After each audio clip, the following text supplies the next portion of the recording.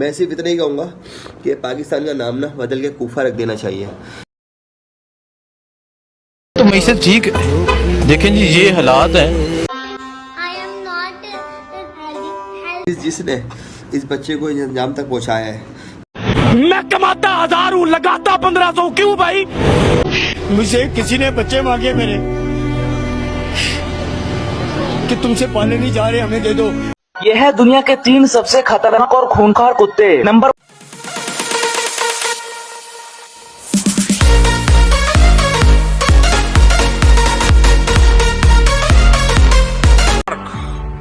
आज भारत में बन रहा है।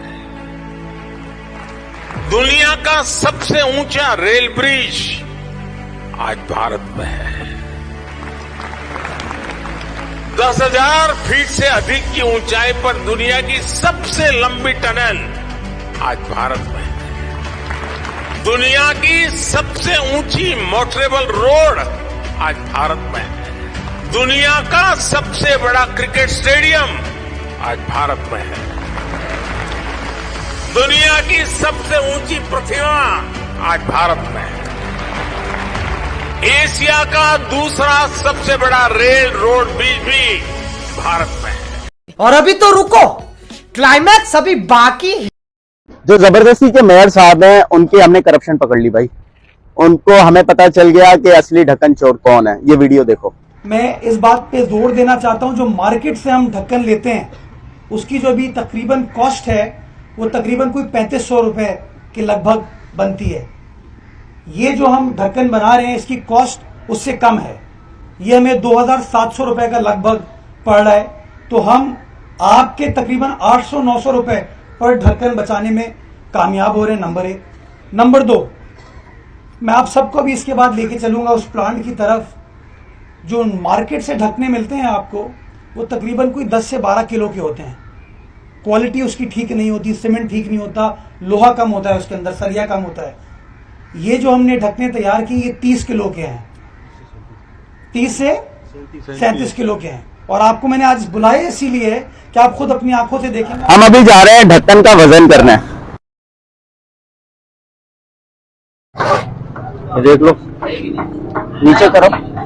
इसका वजन है 38, माना 38 किलो। 38 किलो। इसको हटाओ, ऊपर से उठाओ, देखें 0 हो रहा है या नहीं हो रहा। भाई ये 0 हो गया, ठीक है।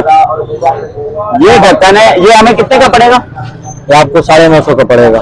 आपने मेयर साहब की बात मुलायजा फरमाई कि वो कह रहे हैं कि अगर हम बाहर से ढक्कन खरीदेंगे तो ये जो ढक्कन है जिसका वजन तकरीबन 37 किलो है, 30 से 37 किलो के दरमियान, तो वो ढक्कन हमें पड़ेगा 3500 रुपए का।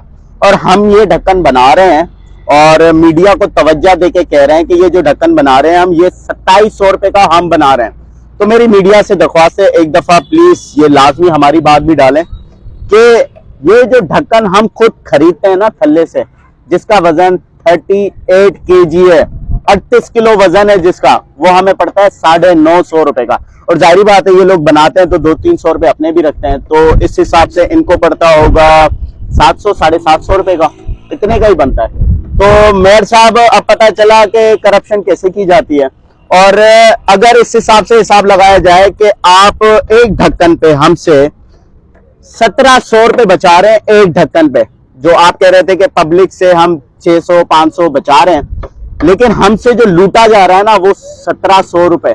और आप इस हिसाब से रोजाना 400 ढक्कन बनाते हैं तो ये बनते हैं 6,80,000 रुपए। 6,80,000 रुपए आप करप्शन कर रहे हैं। और अगर महीने का हिसाब लगाया तो 2 करोड़ रुपए की आप लोग करप्शन कर रहे हैं। मेयर साहब, मुझे नहीं पता कि आपको कौन ढक्कन बना रहा है, और आज पता चला इतने टाइम बाद कि ढक्कन चोर कौन है। क्योंकि जो रकम आप बता रहे हो ना, उस प्राइस में से 3 ढक्कन आ सकते हैं, लेकिन आप एक ढक्कन बना रहे हो। और मुझे नहीं पता आप कराची की आवाम को क्या समझते हो, बेवकूफ समझते हैं क्या। ग्राउंड पे उतरे और 70 बाइक पे घूमने से कुछ नहीं होता। ग्राउंड पे आके जो काम करता है ना उसको पता चलता है कि यार ग्राउंड रियलिटी क्या है। लेकिन जो आप करप्शन कर रहे हो, ये आज हमने प्रूफ कर दिया कि जिस तरीके से आप जबरदस्ती से आए हैं और जो आपने कैंपेन पे खर्चा किया वो सिर्फ इन ढक्कनों से निकाल रहे हैं आप। बाकी सोचे जो आपने बड़े बड़े प्रोजेक्ट किए हैं उनपे क्या करप्शन की होगी। ये नहीं कहिएगा कि आप वहां से जापान से इंपोर्ट करते हैं, ठीक है। पहली बात ये, जो आप क्वालिटी यूज कर रहे हैं, मैंने एक एक चीज वीडियो में देखी, सेम वो क्वालिटी इस ढक्कन में इस्तेमाल होती है, ठीक है। तो प्लीज ये ना करें। खत्म, bye bye, tata, goodbye, गया। करते भी देखते हैं, अल्लाह खैर करे, जो भी बर्दाश्त कर ये तो मैसे ठीक है। देखें जी, ये हालात है, लोग इमोशनल हो गए हैं सर। ये हालात है आम लोगों के। ये एक आम इंसान, मुझे किसी ने बच्चे मांगे मेरे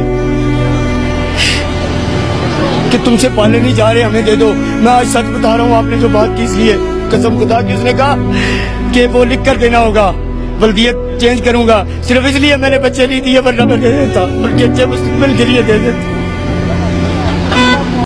मैं कमाता 1000 हूं, लगाता 1500, क्यों भाई? तुम बाप लगते हो, सारा दिन मेहनतें मेरी वजह से लेते हो, मुल्क मेरी वजह से चलाते हो, पैसा बिलों में मुझसे लेते हो, साबुन में मुझसे लेते हो, ये रोजमर्रा हम इस्तेमाल करते हैं। आप जैसे लोग तो भाईजान वो टिच का बटन दबाया और लोशन निकला और लगा के निकल गए। हमने तो 20-20 वाला साबुन तलाश करना है। ये कैसे करेंगे? कोई है हमें रास्ता दिखाने वाला? कोई है हमारी उंगली पकड़ने वाला? हम खुद को खुद कामयाब कर सकते हैं, हम खुद को खुद नाकाम कर सकते हैं। यहाँ पर तो सिर्फ जागीरदार ही खुश है इस मुल्क के अंदर। जो गरीब आदमी, एक मिडिल क्लास का लफ्ज आप सुनते थे, आपको पता है कि ये इतनी आवाजें क्यों निकल रही हैं? आगे एक तबका मरता होता था, गरीब तबका होता था, जिसकी गिनती नहीं होती, जिसकी हम तस्वीरें लगाकर बाहर की दुनिया से पैसे ले लेते हैं, जिनके पास पहनने को शलवार नहीं होती, ऊपर शर्ट नहीं होती, उनकी तस्वीरें हम अखबारों में लगवाते हैं, फ्लैक्सों पर लगवाते हैं, हमारे मुल्क के सियासतदान, और बाहर से पैसा लेते हैं। लेकिन मुल्क के ऊपर क्या लगता है, उस गरीब के ऊपर क्या लगता है, आज तक ना किसी ने पूछा और ना किसी ने बताया, क्योंकि ना इतनी हमें किसी ने औकात बताई इस मुल्क में रहने के लिए कि भाई टैक्स दोगे आप, रिश्वतें दोगे आप, लोगों के पेट पालोगे आप, जागीरदार को आप पालोगे। लेकिन आपका गरीब जो होगा, उसका जो बाप है, मुझे यहां पर मिला है खुदा की कसम, एक साइकिल वाला सीधा मेरी तरफ आया, उसने कहा कि मैंने अपने बच्चे के लिए जूता लेना है, मुझे आप जूता ले देंगे? अब मुझे बताएं, एक बाप से जब औलाद कोई चीज मांगे तो वो कांपता नहीं होगा?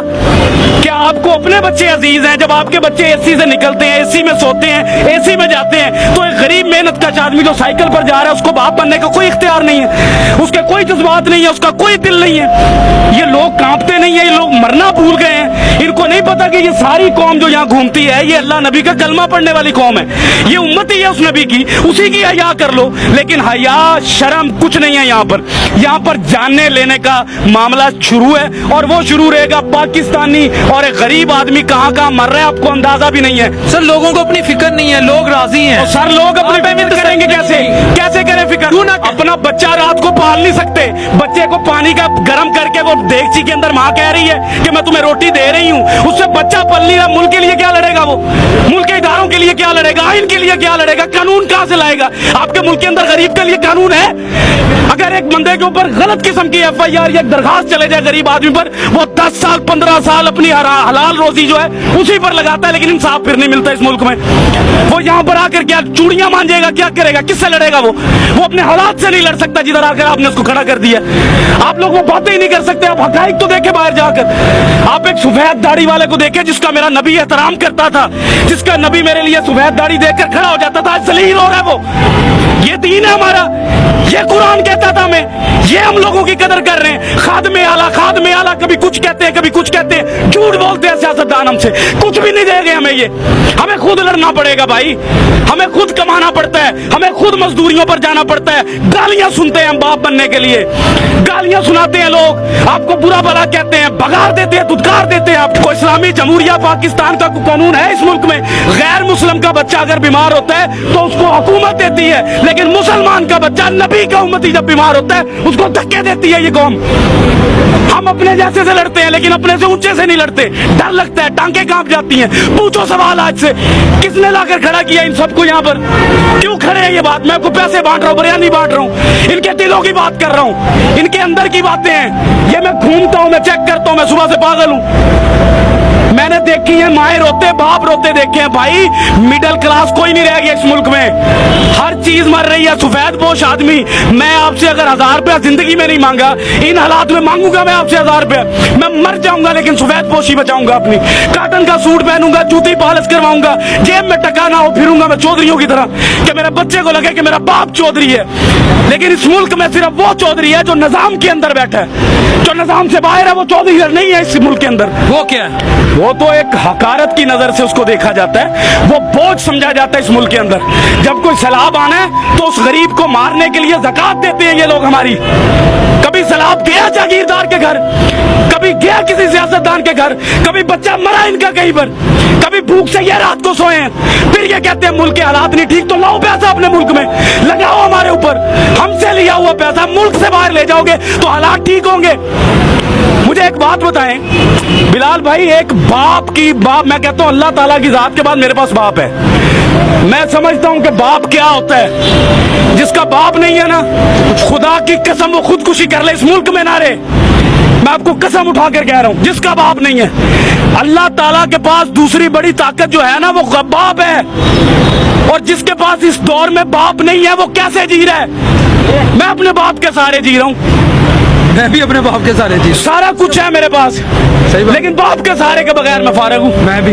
तो भाईजान हम सबसे पहले हमें यह सोचना है कि हमारे मुल्क में बाप की हैसियत से कौन बैठता है? जिसको औलाद का दर्द हो, जिसको पता हो कि ये मखलूक अल्लाह की है, जिसको पता हो कि अल्लाह ने अपने हकूक से पहले इस मखलूक के हकूक रखे।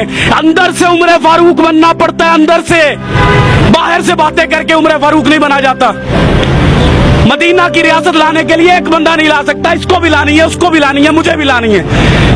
कोई नेक काम होता है तो हम दूसरों को बातें करते हैं, अगर कोई गरीब की बात होती है तो उसको हम धक्के मार के भगा देते हैं कि तुम्हारा इस मुल्क एक गुब्बारे वाला। बताएं उस गुब्बारे वाले के पास अगर 2000 का सामान है उसके डंडे पर लटका हुआ, इस मुल्क के पाकिस्तान में जगह है उस मुसलमान के लिए कि ये एक जगह पर खड़ा होकर वो बेच सके? भगा देते हैं उसको। रेडी वाला 25-25, 30-30 हजार का सिक्योरिटी गार्ड रख के उस डंडे वाले को भगा दिया जाता है। तो आप मिलिट्री वालों से भी पूछ लें कि अरबों खरबों के आप बजट ले गए हर साल, उसके बाद जरा बताएं कि कौन से आपने जंगें जीती, कौन से इलाके आपने फतह किए। हमारा फर्ज नहीं बनता कि हम आपके डीएचए का भी दिफा करें, हम आपके फर्टिलाइजर का भी दिफा करें, आपके शादी हॉलों का भी दिफा करें, ये हमारा फर्ज नहीं बनता। यानी जो आवाज उठाएगा वो गद्दार और दहशतगर्द। I am not healthy because my dad says you are not healthy and I like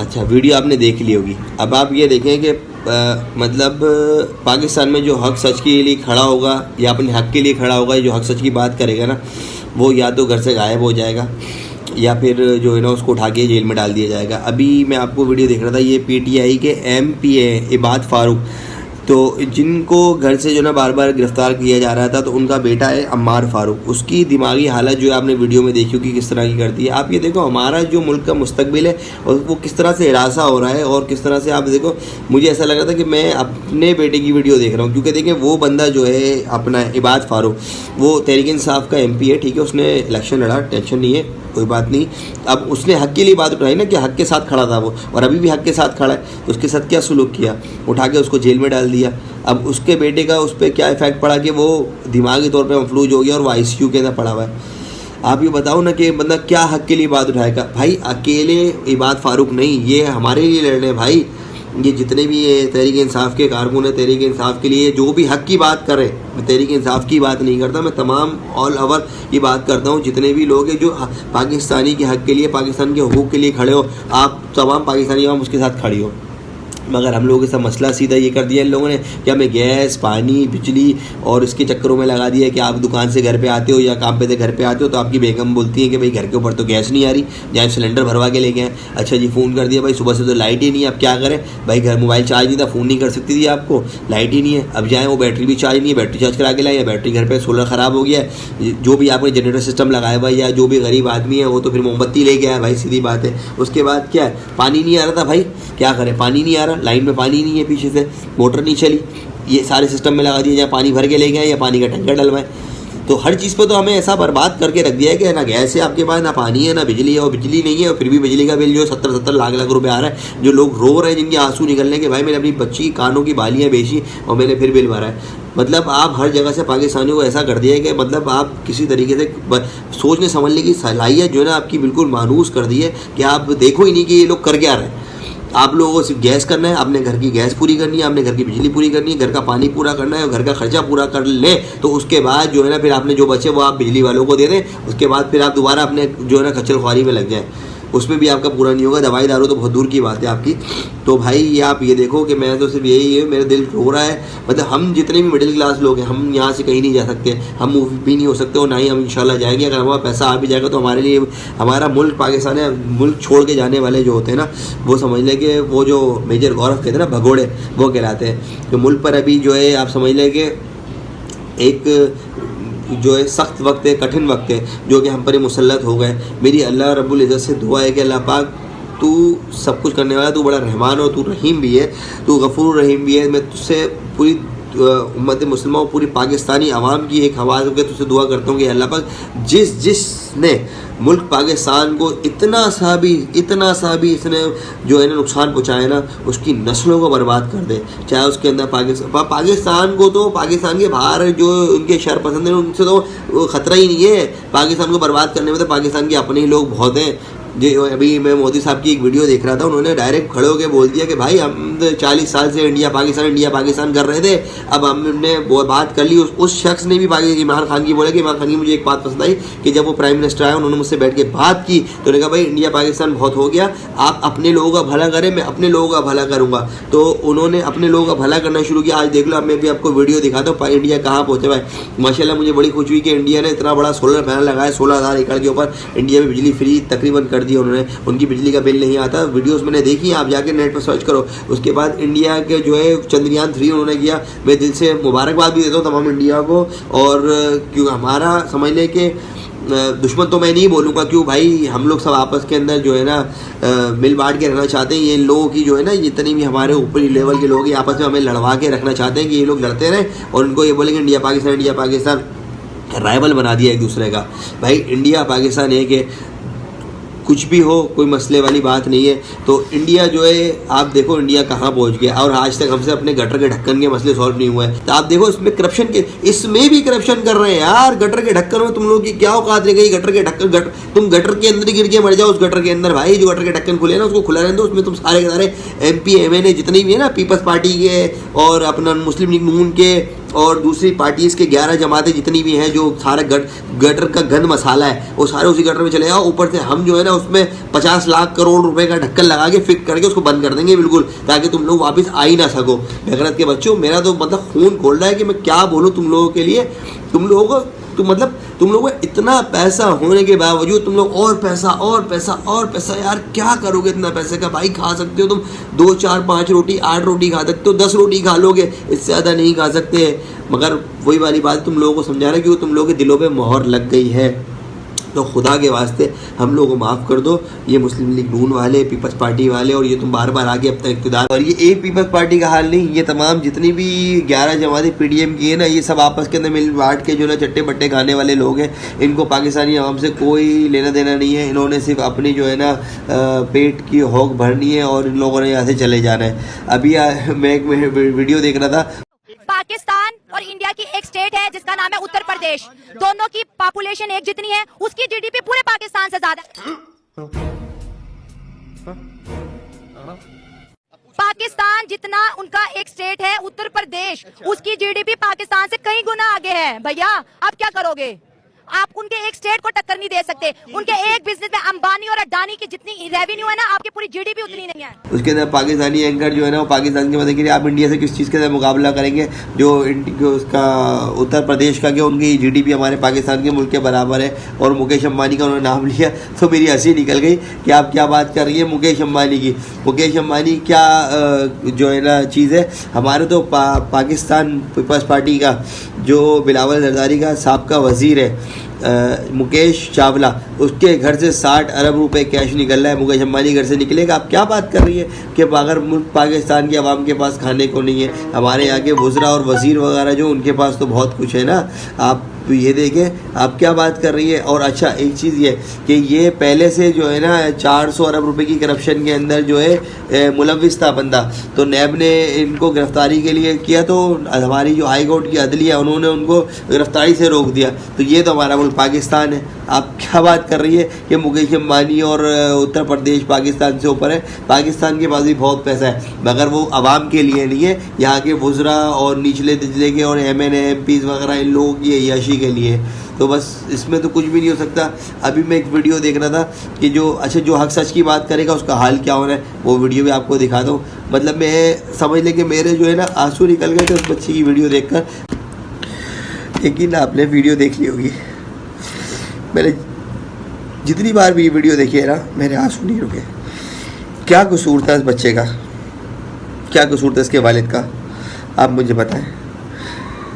आप मतलब हम कहाँ खड़े हैं, कौन सी कौम है हम लोग कि आप, मैं इस बच्चे को देख के ना मुझे अपना बच्चा याद आ गया कि ये वक्त मेरे बच्चे के साथ भी आ सकता है। क्योंकि जाहिर सी बात है पाकिस्तान में जो अक्सर के साथ खड़ा होगा उसके साथ यही हो रहा है। उसके घर पे छापे मारे गए और उसको बेवजह उठा के ले गए क्योंकि वो PTI का कारकुन था। अच्छा PTI का कारकुन होना कोई मुजरिम नहीं है, मगर हक सच के लिए क्यों बोला, सच बात क्यों बोली? गद्दार है, उठाओ उसको।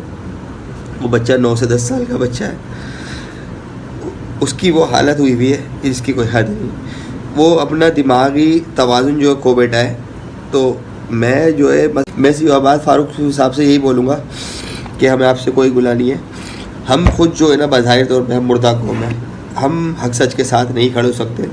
तो आप बराए मेहरबानी आप भी प्रेस कॉन्फ्रेंस करें और तहरीक इंसाफ से जो है ना वाबस्ती ख़त्म करके और अपने बच्चे को देखें, क्योंकि जान है तो जहान है, वो नन्ना फूल है।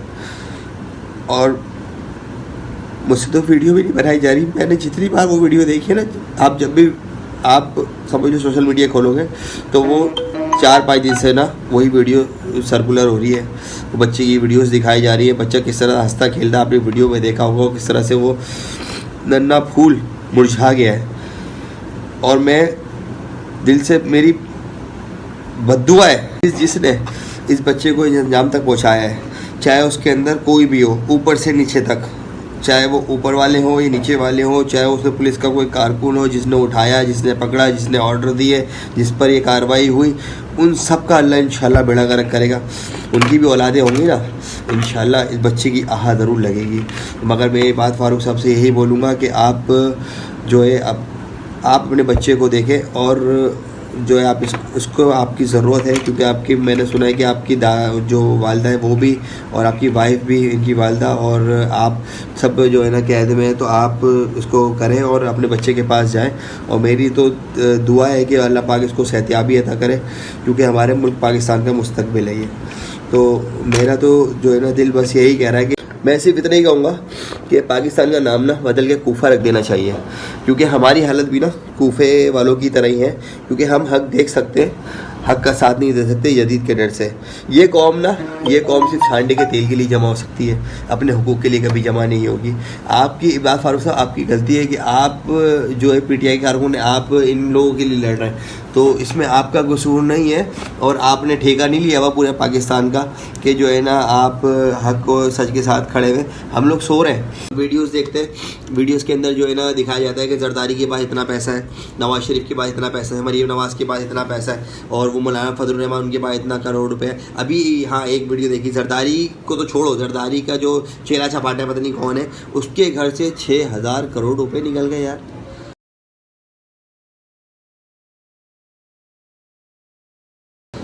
6000 करोड़, मैं तो सुन के दंग रह गया। 6000 करोड़ रुपए एक घर के अंदर से निकल गया उसके भाई। ये पीपल्स पार्टी का उनका कोई दोस्त यार है, पता नहीं कौन है उनका, MN MP मुझे नहीं पता, मैंने पूरी वीडियो उस पर नहीं देखी थी, सिर्फ मैंने सुना था कि 6000 करोड़ रुपए उनके घर से निकले भाई।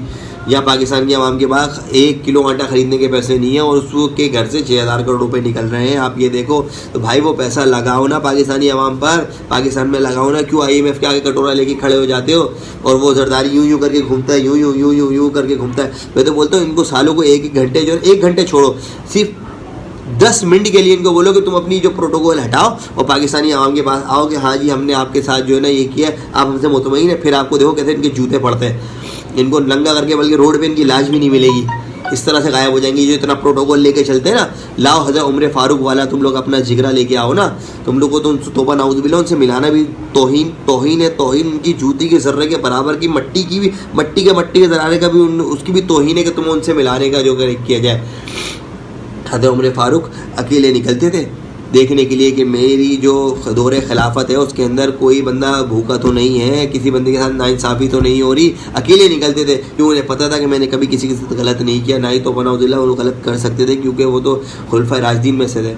तुम लोगों की फटती है, तुम लोगों को पता है कि हम लोग 1 मिनट या बाहर निकले ना तो अब हमारा शीतल उड़ा देगी। 1 सेकंड तुम लोग ये जो निकलते हो, ये 50-50 गाड़ियाँ लेके 100 गाड़ियाँ लेके निकलते हो, आगे पीछे तुम लोगों को तुम्हारी एम्बुलेंस भी चल रही होती है।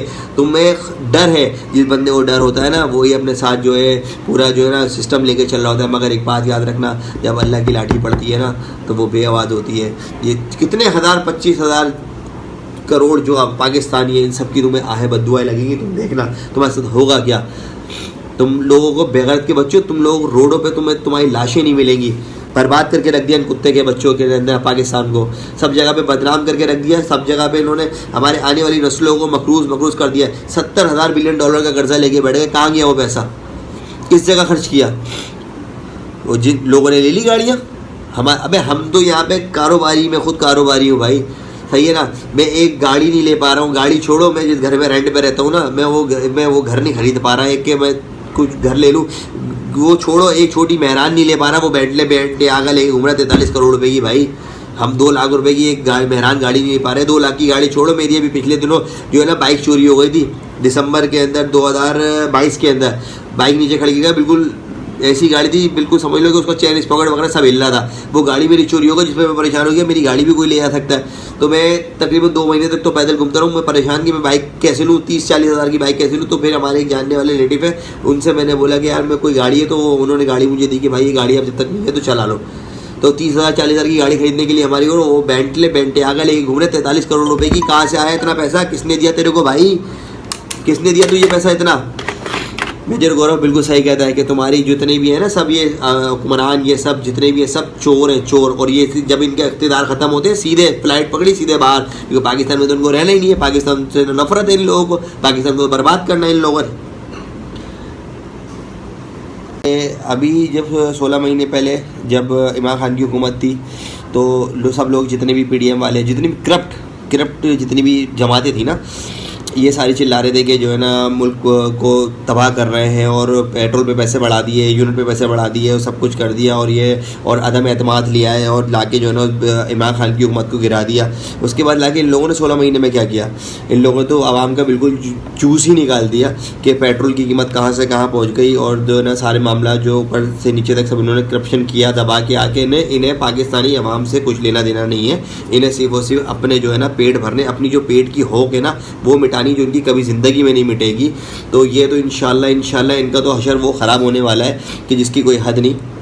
इन्होंने गरीब, आप जितना भी सोशल मीडिया देख ले, मेरे पास सोशल मीडिया खोलता हूँ, जब भी टिकटॉक खोलो कुछ भी खोलो तो आप देखो आवाम जो है ना आंसुओं से रो रही है। गरीब जो बंदा है और जो मिडिल क्लास है, जो सफ़ेद पोश है, समझ ले बस उसको देख के आंखों से आंसू ही जो है ना निकल रहे होते हैं। और बंदा बस क्या कर सकता है, क्योंकि कुछ भी नहीं बोल सकता बंदा, अपने हक के लिए भी आवाज़ नहीं उठा सकता, क्योंकि आप हक के लिए आवाज़ उठाओगे और घर से उठा लिए जाओगे।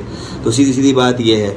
तो अभी ये मैं एक वीडियो जो दिखाई है, इस वीडियो के अंदर ये बताया गया कि भाई जो है ना इनके सारे काले पिटारे खोल दिए और जो है ना इनको सारे मामला पकड़ लिए और जो है ना अब इन पे जो है ना कमीशन वमीशन बिठा दिए और जो है ना मामला पता चलेगा कि इन्होंने जो 16 महीने में करप्शन की है।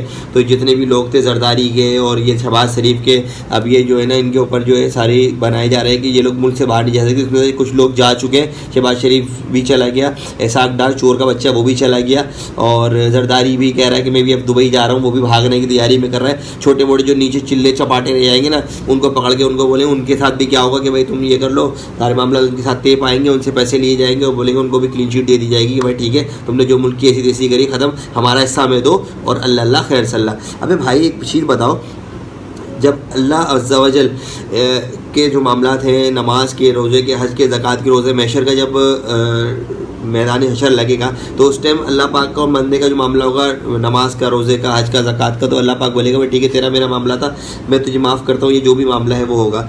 जो हकूकुल इबाद है, जैसे किसी इंसान ने किसी के साथ गलत किया है, किसी का हक मारा है, किसी के साथ कोई 2 नंबरी की, तो अल्लाह पाक बोलेगा भाई तू उससे दुनिया में माफ़ी मांग के आता है या उससे माफ़ करवा, मेरा तेरा ताल्लुक नहीं है। तो जब पाकिस्तानी अवाम का पैसा इन चोर के बच्चों ने खाया, शहबाज शरीफ, जरदारी और ये इसहाक डार और जितने भी है PDM मौलाना फजल रहमान, इन बेगरत के बच्चों ने खाया, तो भाई ये अदलिया बीच में आगे टपक पड़ती है और आगे जो है ना फैसला देती है कि ठीक है इनको जी इनको पकड़ लिया, इनकी क्लीन चिट दे दी कि आप इतने $1000 दे दे, इतने लाख $1 दे, 10 करोड़ की तुमने गबन किया, लाविला 2 करोड़ रुपए मेरे थे, 8 करोड़ रुपए तू खा और अल्लाह खैर सल्लाह बाढ़ में जाए।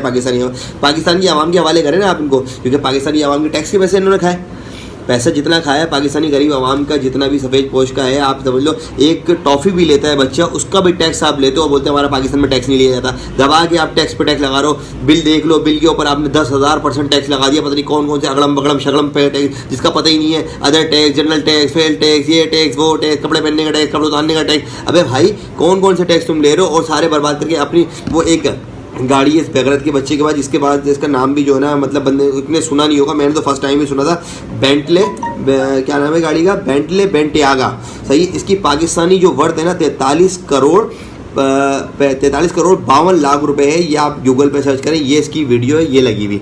ये हमारे जो नवाज शरीफ प्राइम मिनिस्टर 3 साल से 3 दफ़ा जो आ चुके हैं, उनके बाद ये गाड़ी है। अबे तुम लोग जब बेगरत के बच्चों तुम लोग आते हो मुल्क पाकिस्तान के लिए कि जी हम पाकिस्तान का भला करेंगे और पाकिस्तान को हम जो है ना बड़ा जो है फ़ायदा पहुँचाएंगे, पाकिस्तान के आवाम के लिए हम सोचेंगे, पाकिस्तान के लिए, तो बेगरत के बच्चों चलो मैंने मान लिया कि सारा पैसा तुम्हारा हक हलाल का बिल्कुल ऐसा पैसा है तुम लोगों के पास कि बिल्कुल सूद से पाक है, बिल्कुल तुम्हारे बाप दादाओं की जायदादें हैं, तुम्हारा सब कुछ है, तो वो पैसा तुम पाकिस्तान में लगाओ ना, पाकिस्तान की आवाम के लिए लगाओ ना भाई। क्यों IMF से कर्जा मांगते हो भीख के कटोरे के अंदर? वो मेजर गौरव जो बोलता है कि पाकिस्तानियों की भीख मांगने की अदा मुझे बड़ी पसंद आती है। अबे भाई हम क्यों रुले, हमारे ऊपर क्यों आए? पाकिस्तान जहाँ भी सुनो पाकिस्तानी पाकिस्तानी, पाकिस्तान का नाम की ऐसी तेजी को लगा दिया, पाकिस्तान को नाम को बदनाम कर दिया। तुम लोग तो चले जाते हो उठ के अपने पैसे ले लेके सारे भाग जाते हो यहाँ से, और भुगतना सारा जो पड़ता है वो पाकिस्तान की आवाम को सुनना पड़ता है, पाकिस्तानियों को सुनना पड़ता है। पूरी दुनिया के अंदर पाकिस्तानियों को वैसे पाकिस्तानियों पाकिस्तानियों पाकिस्तानियों, इंडिया तो पाकिस्तानियों,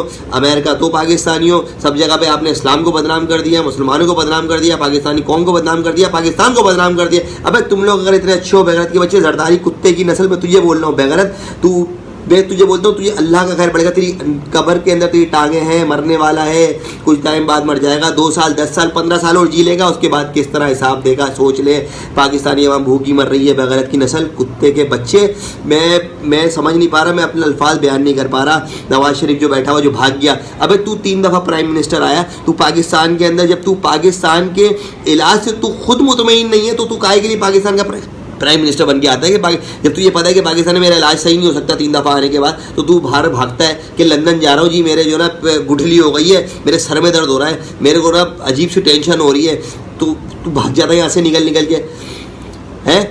तुझे क्या मैं तुझे बोलूँ, तुम लोग साले के साले सारे बेगरत हो। मैं तो सिर्फ इतना बोलता हूँ पाकिस्तानी अदलिया को कि पाकिस्तानी अदलिया इंसाफ ना करे, सिर्फ और सिर्फ जितने भी करप्ट लोग हैं ना, बोले भाई ठीक है आपका जो है ना आपने पैसा खाया पाकिस्तानी आवाम का, तो हम आपका फैसला नहीं करते, पाकिस्तानी जितनी आवाम है ना आपको हम उनके हवाले करते हैं, वो आपसे खुद निपट लेंगे, खुद ही हम उनसे पैसा निकलवा लेंगे। भाई आप लोगों के बस की बात नहीं है उनसे पैसा निकलवाना कि नैब को ले आओ और ऊपर से FIA ले आओ और उनको पकड़ के जेल में डाल दो, वो सीधे सीधे उन्होंने भाग जाना है बाहर, उसके बाद ख़त्म कहानी, अल्लाह खैर सल्लाह। पाकिस्तान के ऊपर और कर्जा और कर्जा और कर्जा दबते चले जाएंगे। अभी एक मैं वीडियो देख रहा था, अच्छा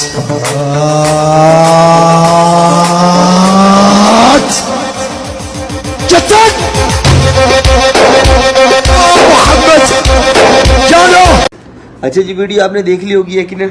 अच्छा, वीडियो के साथ साथ मैंने आपको एक पिक्चर भी लगाई जिसके अंदर डॉक्टर सानिया नश्तर और शाजिया मरी की वीडियो साथ मर्जिंग हुई भी है, और जिसके अंदर दिखाया है कि डॉक्टर सानिया नश्तर जो है उनके पास कितनी डिग्रीज हो, कितनी माशाल्लाह पढ़ी लिखी खातून नए पाकिस्तान की जो थी उनमें, और डॉक्टर शाजिया मरी वो जो जाली डिग्री लेकर मिनिस्टर बनी तो उन पर कितने करप्शन के इल्ज़ाम आते। तो उन्होंने 16 माह के अंदर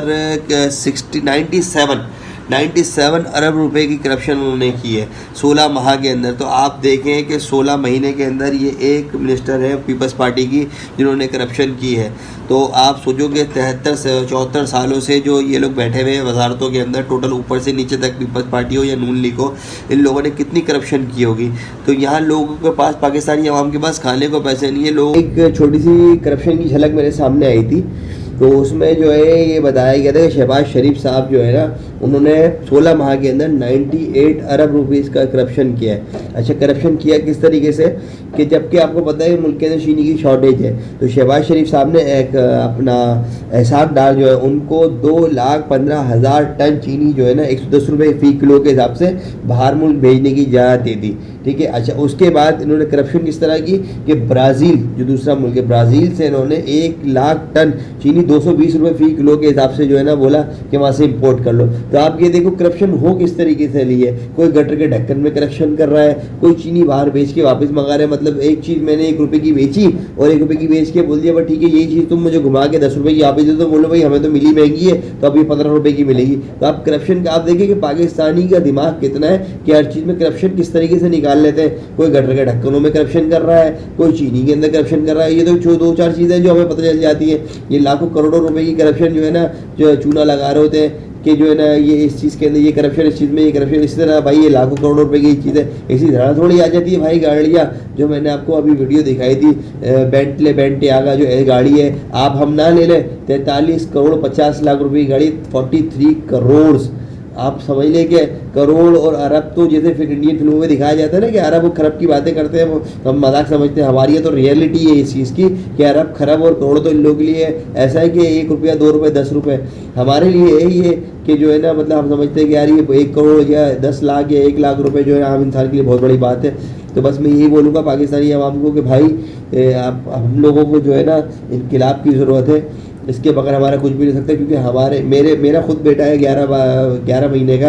आप समझ लें कि इनका जो फ्यूचर है ना वो बहुत डार्क है अगर अभी हमने नहीं किया। क्योंकि मैं खुद समझ 40 ईयर्स का हूँ, 40 साल मेरी एज है, 2, 4, 5, 10 साल और जी लूँगा, मगर आने वाला वक्त बहुत ख़राब है। तो आने वाला जो हमारा वक्त है ना, जो हमारे बच्चों के लिए बहुत ज़्यादा ख़राब होने वाला है। तो जिस तरह से हमारे बुज़ुर्गों ने आज़ादी के लिए जद्दोजहद की थी ना, तो हम लोगों को भी करनी पड़ेगी। नहीं तो जो है आप समझ लें कि हमारे जो बच्चों का मुस्तकबिल है वो बिल्कुल फिनिश है। अच्छा जी, तो वीडियो बहुत लंबी हो गई है, तो वीडियो का जो है ना मैं एंड करता हूँ सिर्फ इस बात से कि आप ये देखेंगे श्रीलंका की जो आवाम है ना वो 4 करोड़ है। तो उन्होंने जो अपने सदारती महल थे उन पर कब्ज़ा कर लिया। अच्छा, अब हम लोग हैं 22 करोड़ के करीब, तो हम लोग क्यों नहीं जाग रहे, मेरी समझ में नहीं आ रहा। आप ये समझे तमाम जितने भी ये आते हैं, अपना जितनी भी हुकूमतें आती हैं, आप ये समझें कि अपना जो है ना सरमाया जो है रख कर और IMF के आगे कटोरा लेके खड़े हो जाते हैं कि जो है ना भाई हमारे मुल्क को कर्जा दे दो, और उससे जो है ना खूब ठाट बाट करते हैं, यशे करते हुए चले जाते हैं। तो जो शख्स जैसे जरदारी है, नवाज शरीफ है, ये लोग अगर इक़्तिदार में आते हैं तो ये लोग अपना पैसा क्यों नहीं लगाते मुल्क के अंदर। आप लोग अपना पैसा लगाओ, उससे ज़रा मुबादला बढ़ाओ, उससे डॉलर्स लेके आओ, उससे आमदनी बढ़ाओ, और उसके बाद आप जो है वो अपना कर्जा भी उतारो। नहीं, मगर ये IMF से कर्जा लेते हैं और वो उठा के स्विस बैंक में डाल देते हैं और उसमें करप्शन करते हैं। इन्होंने लिए 10 लाख करोड़ डॉलर, उसके अंदर से इन्होंने जो है ना ऑरेंज लाइन बनाई, और ये जो बनाते हैं, ये जो आप समझ रहे कंस्ट्रक्शन होती है हमारे लिए, इसके अंदर भी अरबों खरबों रुपए का गेम घुमाते हैं ये लोग कि लगते 1 रुपया बताते 10 रुपये। तो ये जो है ना ये कोई इतने ज़्यादा मुखलिस नहीं है, और वो शख्स कभी मुखलिस नहीं होगा क्योंकि अपना सरमाया रोक के और भाई IMF से कर्जा उठा के और मुल्क के जो बका के लिए काम करे, तो वो कभी इसके लिए मुखलिस नहीं होगा। तो इस चीज़ को आप देखें कि जो है ना मतलब हालत बहुत ज़्यादा ख़राब है। और बस बातें तो बहुत सारी हो जाएगी क्योंकि मेरा जो व्लॉग है वो है डेली रूटीन के ऊपर, मगर मुझसे रहा नहीं गया, मैंने आज ये व्लॉग बना दिया। अल्लाह हाफिज़, पाकिस्तान जिंदाबाद। बस आप यही दुआ है कि पाकिस्तान अल्लाह पाक नजर बस से बचाए और पाकिस्तान को जो है ना इन गद्दारों से, इन भेड़ियों से और जितने भी लोग हैं जो पाकिस्तान की तरक्की और बका के उसमें रोड़े डालते हैं या रुकावटें पैदा करते हैं, उनको अल्लाह पाक निस्तनाबूद करो। ये है दुनिया के 3 सबसे खतरनाक और खूंखार कुत्ते। Number 1 American pitbull. ये दुनिया का सबसे खतरनाक कुत्ता है जिसके कारण इसे दुनिया के कई देशों में बैन किया गया है। Number 2 Rottweiler. इसका शरीर गठीला और जबड़ा बेहद ताकतवर होता है। ये जरा सा खतरा महसूस होते ही किसी पर भी टूट पड़ता है। Number 3 German shepherd. दुनिया के कुछ बड़े नस्ल के कुत्तों में इसका नाम भी आता है। ये कुत्ता ज्यादातर पुलिस और CBI के पास होता